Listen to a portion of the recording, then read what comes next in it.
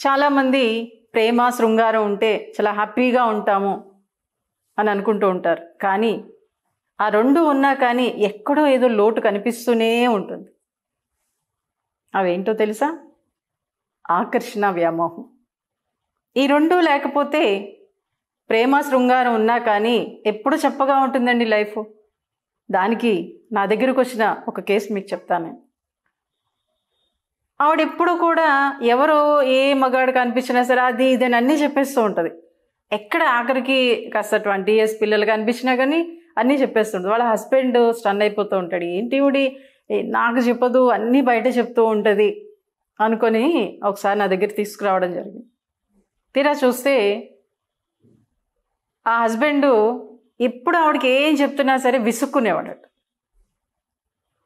కసురుకోవటం, విసురుకోవటం, ఇంక ఇదే ఉండేది. కానీ ఆవిడంటే ప్రేమే.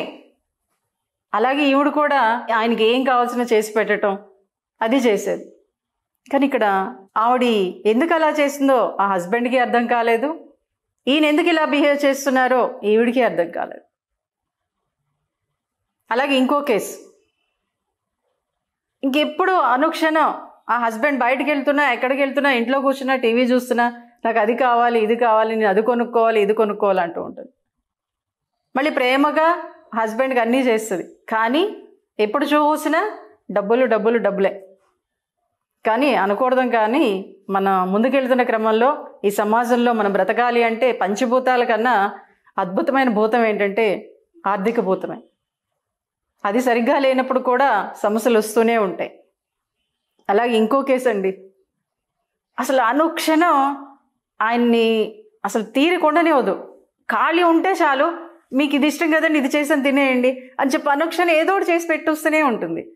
అసలు ఖాళీ ఉంటే చాలు, హస్బెండ్ ఖాళీగా కనిపించాడంటే చాలు, ఏదో ఒకటి ఆయనకి ఇష్టమైన చేసి పెట్టేస్తుంటుంది. విసుగు వచ్చేసింది ఆయనకి.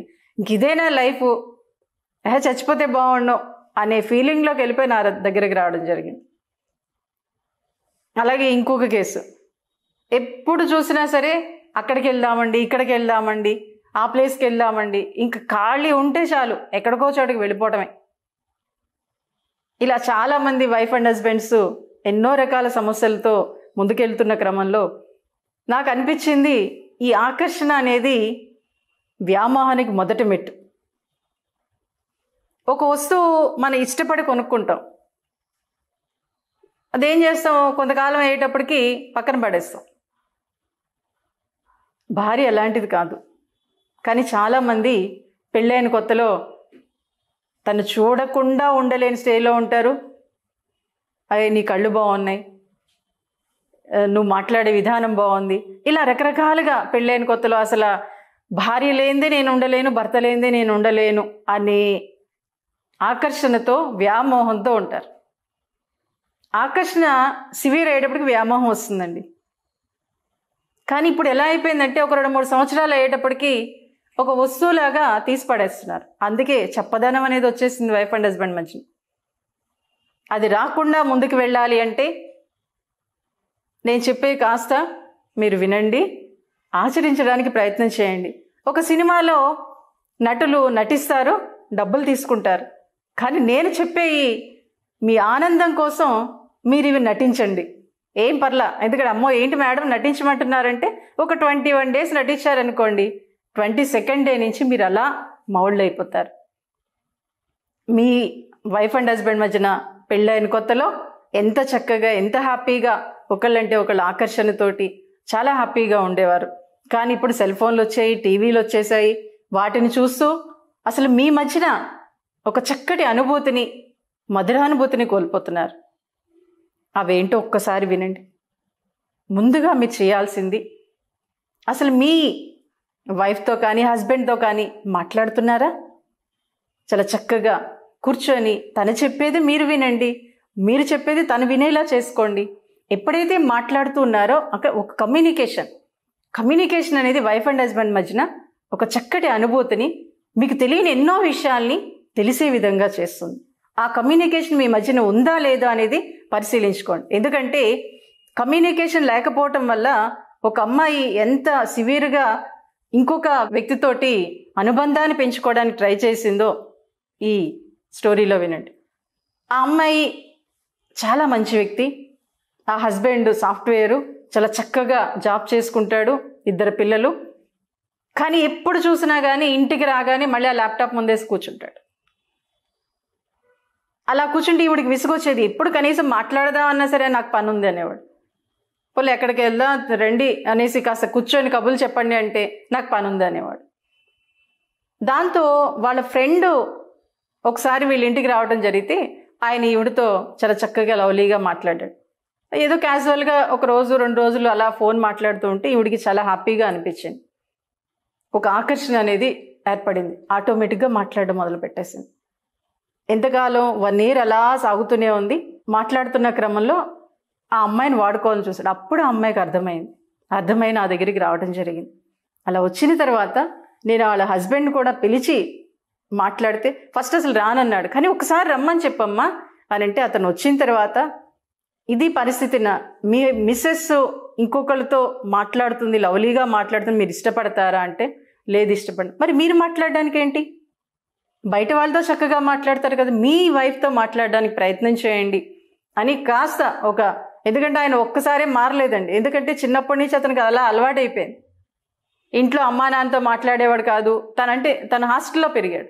దాంతో అతను కూడా ఏంటంటే ఇది ఇంతేలే అనే వైఫ్ అండ్ హస్బెండ్ మధ్య రిలేషన్ ఇలాగే ఉంటుందని అనుకున్నాడు. కాబట్టి అతను కూడా క్యాజువల్గానే ఏదో రొటీన్గా పని చేసుకుంటున్నాడు, వైఫ్తో బాగుంటున్నాడు, పిల్లలతో బాగుంటున్నాడు, అంతవరకే. కానీ మిగిలిన విషయాలు అతనికి ఏమీ తెలియదు.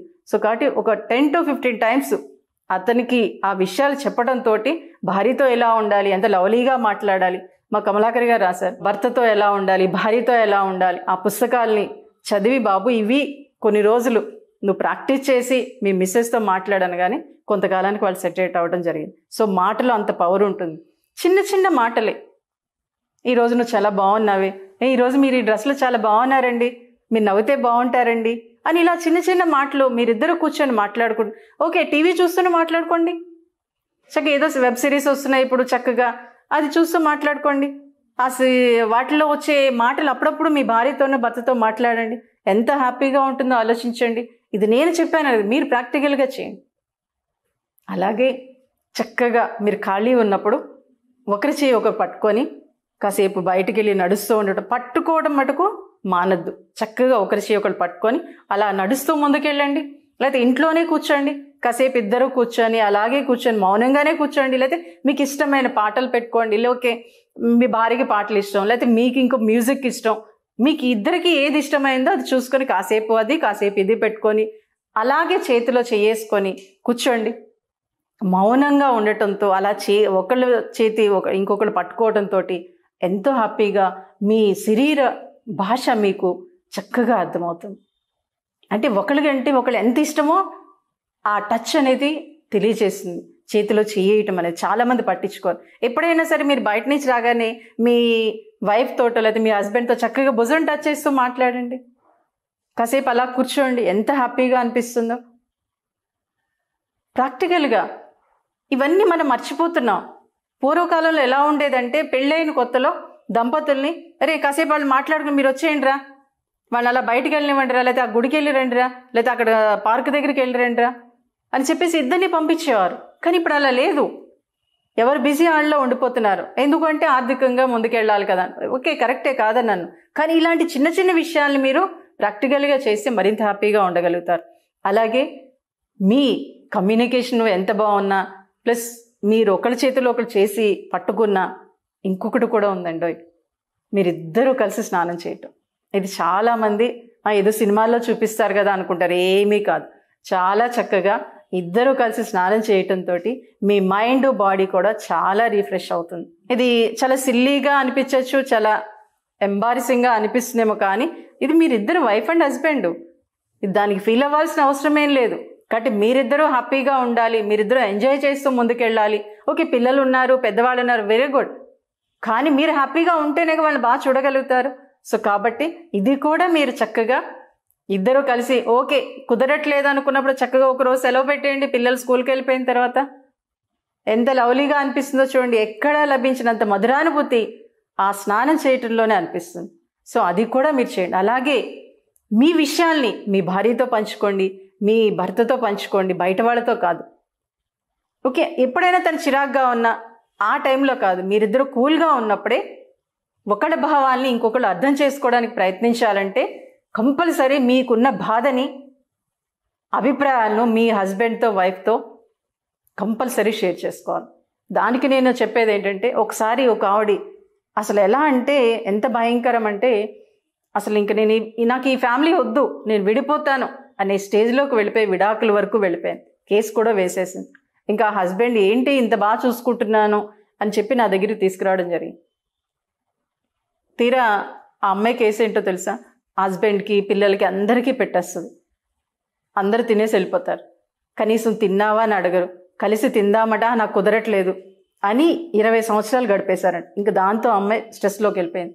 ఆ అమ్మాయి ఆశలు ఏంటంటే నలుగురు కూర్చొని హ్యాపీగా కబుర్లు చెప్పుకుంటూ తినాలి, భర్తతో కూర్చొని చాలా లవ్లీగా మాట్లాడుతూ తినాలి. ఈ సినిమాలో చూపిస్తారు, ఇది సినిమా అంటారు, కానీ జీవితంలో కూడా అది చెయ్యాలండి.